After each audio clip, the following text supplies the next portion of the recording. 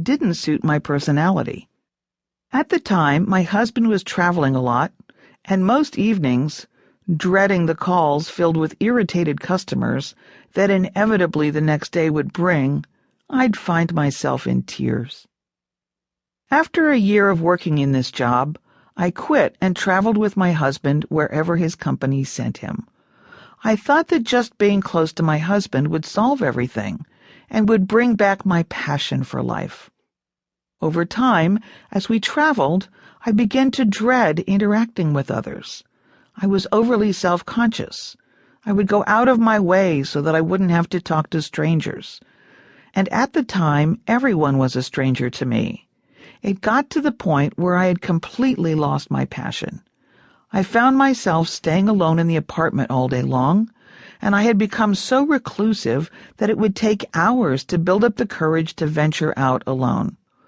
Eventually, I was hospitalized for depression. Upon recovering from this depressive episode, I knew that I needed to reassess my priorities and the way that I was living. My husband and I settled back into my hometown in the Dallas-Fort Worth area. I began making connections with friends again. I started interviewing for jobs. The time came when I had to choose between a full-time bank job and a part-time job in customer service at a publishing company, which didn't require a college degree, but would have me surrounded with one of my passions: books. My first reaction was to take the bank job. After all, I wanted my parents to feel that their college dollars had been well spent. But then I looked deeper. What did I want to do? Which job would I be the most passionate about? Where would I find the most joy? The answer was obvious: the publishing company. It's a choice that I've never regretted once. Within this company, I moved from customer service to editing to eventually writing books and becoming the host of the Inspired Living Cafe, where I write a weekly newsletter. I couldn't imagine a job more suited to my personality. I couldn't imagine being anywhere else. And my passion for life came back when I realized that what I wanted mattered too. What did I want to do? Women as caregivers. In 2003, 50.3% of adult women were married and living with a spouse. Over 10% of women were the head of a household, meaning that they had children or other relatives living in their household, but no spouse.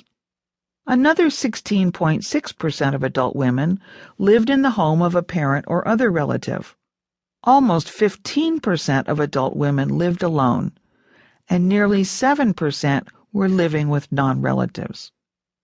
Women often function as caregivers for the people with whom they live, or for other relatives or friends.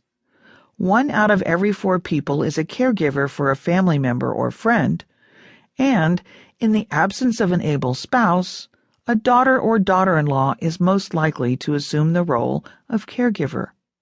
Approximately 75% of caregivers for older family members and friends are female. Of the 2.4 million grandparents who live with and are responsible for grandchildren, 63% are women.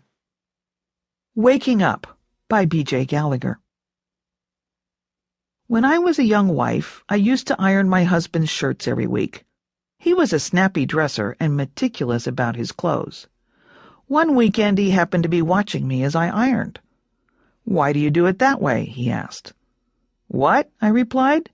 "This is just the way it's done." "Really?" he asked. "Well, sure," I responded. "You start with the collar and iron that. Then you do the part across the shoulders. Then you iron one sleeve and the other. Finally, you start on the front side with the buttons and work your way around to the back of the shirt and end on the front side with the buttonholes. That's the way it's done." Seemingly amused, he asked, "Who says?" "Well, that's the way my mother did it," I answered.